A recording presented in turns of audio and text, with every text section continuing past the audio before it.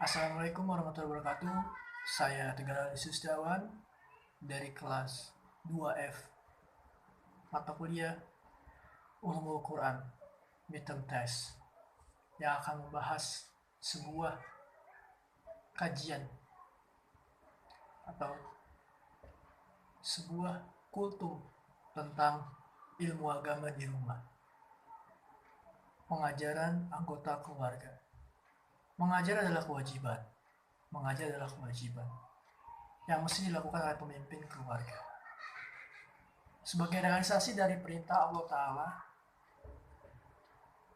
seperti dalam surat At-Tahrim ayat 6 yang berbunyi, "Wahai orang-orang yang beriman, jagalah dirimu dan keluargamu dari api neraka yang bahan bakarnya manusia dan batu." Ayat di atas merupakan dasar pengajaran dan pendidikan anggota keluarga, memerintah mereka dengan kebaikan dan mencegah mereka dari kemungkaran. Di bawah ini beberapa komentar ahli tafsir tentang ayat tersebut, yakni berkaitan dengan kewajiban yang dibebankan atas pemimpin keluarga. Qatadah bersabda atau berkata, dia hendaknya memerintah mereka berbuat taat kepada Allah Subhanahu wa taala serta mencegah mereka dari maksiat kepadanya. Hendaknya menjaga mereka untuk melakukan apa yang diperintahkan oleh Allah dan membantu mereka di dalamnya. Maka apabila kamu melihat kemaksiatan, hendaklah engkau menjauhkan mereka daripada dan memberikan untuk tidak melakukannya. Ad-Dahhak dan Mutakil berkata, merupakan kewajiban setiap muslim mengajarkan keluarganya dari kerabat dan hamba sahayanya akan apa yang diwajibkan oleh Allah atas mereka dan apa yang dilarangnya. Dan Ali pun berkata, ajari dan didiklah mereka. Al-Qiyya At-Tabari berkata, kita hendaknya mengajari anak-anak dan keluarga kita masalah agama dan kebaikan serta apa-apa yang penting dan dibutuhkan dalam persoalan adat dan akhlak. Apabila Rasulullah SAW menganjurkan kita mengajari wanita hamba sahaya, yakni bukan orang-orang merdeka, maka apakah lagi halnya dengan anak-anakmu dan keluargamu yang merdeka? Imam Bukhari dan dalam sahihnya bab pengajian laki-laki terhadap hamba saya perempuan dan keluarganya menulis hadis, yaitu 3 orang yang mendapat 2 pahala dan seorang laki-laki yang memiliki hamba saya perempuan, lalu ia mendidiknya dengan baik, mengajarinya dengan baik, kemudian ia memerdekakannya lalu menikahinya, maka baginya 2 pahala. Dalam penjelasan hadis di atas, Ibnu Hajar mengatakan kesesuaian hadis dengan tarjamah, maksudnya judul bab dalam masalah hamba sahaya perempuan adalah dengan nash, dan dalam masalah keluarga dengan kias, sebab perhatian dengan keluarga yang merdeka dalam soal pengajian kewajiban-kewajiban yang dibebankan oleh Allah dan sunnah Rasulnya adalah sesuatu yang harus dan pasti dilihat pada perhatian kepada hamba saya perempuan. Karena adanya kesibukan dan tugas serta ikatan lainnya, seseorang terkadang melalaikan untuk meluangkan waktu bagi dirinya,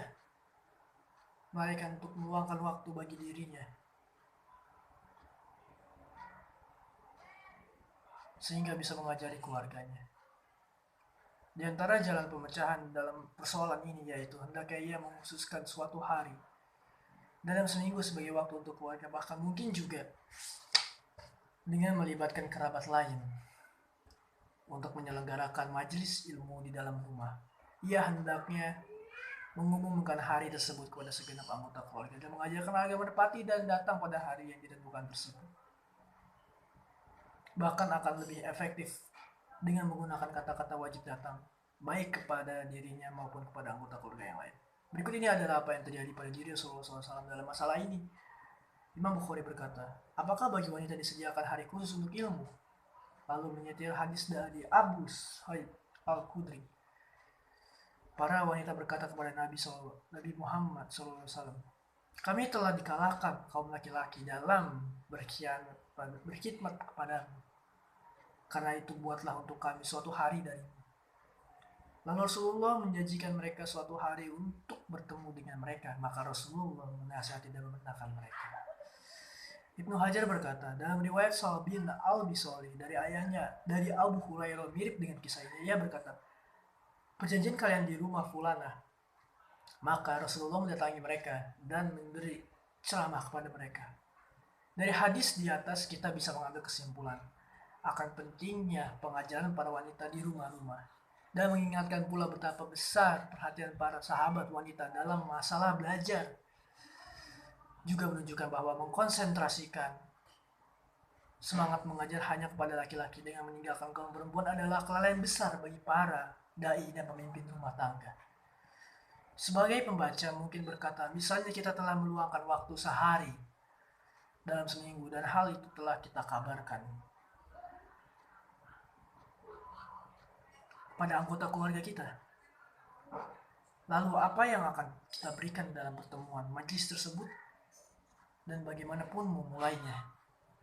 Sebagai jawaban dari pertanyaan tersebut, penulis mencoba memberikan ide dalam ini sehingga menjadi mahal atau program sederhana untuk mengajar anggota keluarga secara umum dan bagi kaum wanita secara khusus. Tafsir Allamah Ibnu Sa'di yaitu tafsir Tafsirul Karim Ar-Rahman fil Tasfiri Kalamil Manan terdiri dari 7 jilid. Sajian dan bahasanya mudah. Tafsir ini bisa ditelah dan dibaca per surat atau semakin pendek yang paling termuat. Lalu, buatlah perpustakaan di rumahmu. Di antara yang membantu proses pengajaran bagi keluarga adalah pemberian kesempatan belajar agama dan menolong mereka untuk mentaati hukum-hukum syariat dengan membuat perpustakaan Islami di rumah. Tidak harus besar, tetapi yang penting bisa menyeleksi buku-buku. Penting menempatkannya di tempat yang gampang diambil dan menganjurkan anggota keluarga untuk membacanya. Hendaknya di ruang dalam disediakan kamar yang bersih dan tertib. Cocok untuk meletakkan buku-buku di kamar tidur, juga di ruang tamu, sehingga memberi kesempatan kepada anggota keluarga membaca buku dengan atur.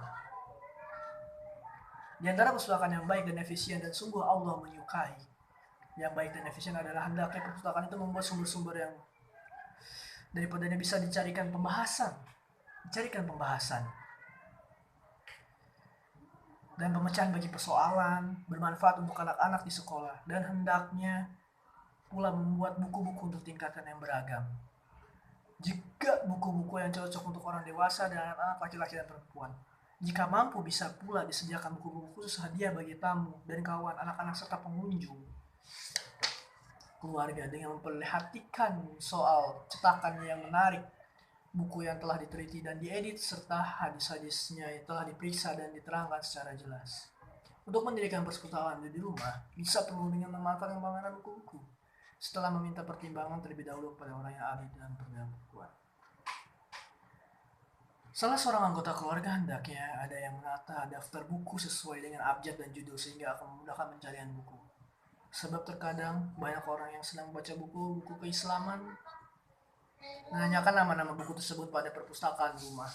Di bawahnya adalah beberapa usulan dalam masalah buku-buku penting bagi perpustakaan rumah, yaitu Tafsir Ibnu Katsir, Tafsir Ibnu Sa'di, Zubadi Tafsir, karya Al-Akhsyar. Lalu kemudian perpustakaan kaset di rumah. Tape recorder di dalam rumah bisa berfungsi baik atau jelek. Bagaimana menjadikan penggunaannya diridhoi oleh Allah Subhanahu wa taala? Di antara sarana untuk itu adalah menjadikan koleksi kaset yang ada di dalam rumah merupakan kaset Islami dan baik. Yakni rekaman dari para ulama, pembaca Al-Quran atau Qori, penceramah, pemberi nasihat, khotib, dan lain-lain. Sungguh mendengarkan kaset bacaan Al-Quran yang khusyuk dari suara sebagai imam sholat tarawih, misalnya, memiliki pengaruh besar bagi keluarga di rumah, baik itu pengaruh dari makna yang terkandung di dalam Al-Quran maupun pengaruh terhadap hafalan mereka karena senantiasa memperdengarkannya kembali. Juga pengaruh sebagai segi penjaganya dari pendengaran setan, seperti lagu-lagu sebab telinga dan hati tidak cocok untuk bercampur di dalam kalamullah dan lagu-lagu setan. Betapa banyak kaset-kaset fatwa yang memberikan pengaruh dalam pemahaman fikih anggota keluarga dalam berbagai persoalan yang mereka hadapi sehari-hari dalam kehidupan mereka. Di antara yang ditegaskan dalam masalah ini yaitu mendengarkan fatwa rekaman dari para ulama seperti fatwa Syekh Abdul Aziz bin Ba'as, Syekh Muhammad Nasiruddin Albani, Syekh Muhammad Saimin, Syekh Saleh Al Fauzan, dan lain-lain dari ulama yang terpercaya keilmuan dan agamanya. Umat Islam hendaknya memperhatikan dari mana ia mengambil fatwa agama, karena ini adalah urusan agama. Karena itu lihatlah dari siapa kamu mengambil agamamu. Kita hendaknya mengambil agama dari orang yang telah dikenalkan keaslian dari takwa serta warohnya, bersandar kepada hadis-hadis sholih dan tidak ta'assub mazhab, berkata sesuai dengan dalil, konsisten dengan mahaz, wasata, pertengahan, tidak terlalu ekstrim dan memberatkan atau terlalu longgar dan mempermudah. Dan dia adalah orang yang mengetahui khabir terhadap apa yang kita tanyakan. Allah berfirman, Ar-Rahmanu fas'al bihi khabiron, yang artinya dialah yang maha pemurah, maka tanyakanlah tentang Allah kepada yang lebih mengetahui. Muhammad Nabi. Quran Surah Al-Furqan ayat 59. Mendengarkan penceramah yang berdakwah, menyandarkan umat, menegakkan dalil dan kebenaran, serta menolak kemungkaran dan sesuatu yang penting dalam pembangunan pribadi di dalam rumah tangga muslim. Alhamdulillah kaset para ulama itu sangat banyak jumlahnya. Tetapi yang penting setiap muslim harus mengetahui ciri-ciri manhaj atau metode yang benar bagi seorang penceramah, sehingga kaset-kasetnya perlu didengarkan dan yang mendengarkan aman karenanya. Di antara ciri-ciri berikut adalah yang pertama, penceramah itu harus berada di atas akidah ahlus sunnah wal jamaah, setia pada sunnah dan meninggalkan bid'ah. Yang kedua, hendaknya ia bersandar pada hadis-hadis sahih dan menghindari hadis-hadis dhaif dan palsu. Yang ketiga, hendaknya ia jeli dan pekat dengan kondisi sosial masyarakat serta apa yang mereka alami. Ia harus bisa meletakkan obat tepat pada penyakit, menyampaikan kepada manusia apa yang bermanfaat dan sangat mereka butuhkan. Yang keempat, hendaknya ia berani menyampaikan kebenaran sesuai dengan kemampuan dan tidak berbicara dengan batil. Kaset-kaset itu perlu diletakkan di laci dengan tertib sehingga gampang diambil. Juga akan menjaga kaset tersebut dari hilang, rusak, atau dibuat mana. Kaset-kaset yang hendaknya kita usahakan untuk disebarkan oleh peminjaman. Lalu kemudian belajar hukum-hukum syariat tentang rumah. Di antaranya adalah sholat di rumah. Sholat di rumah, tentang sholat laki-laki. Rasulullah SAW bersabda, khairu sholatil mar'i fi baitihi illa sholatul maktubat. Sebaik-baik sholat laki-laki adalah di rumahnya, kecuali sholat wajib. Adapun sholat wajib tersebut, maka wajib dilakukan di masjid, kecuali ada udzur. Karena Rasulullah SAW bersabda, Tadau rajuli fi baitihi yazidu ala tatawu'ihi indan nasi kafadhis sholatir rajuli fi jama'ati ala sholatihi wahdahu. Sholat tahawu atau sunnah laki-laki di rumahnya melebihi pahala amalan tahawu di hadapan manusia, sebagaimana keutamaan sholat seorang laki-laki secara berjamaah dengan sholatnya sendirian.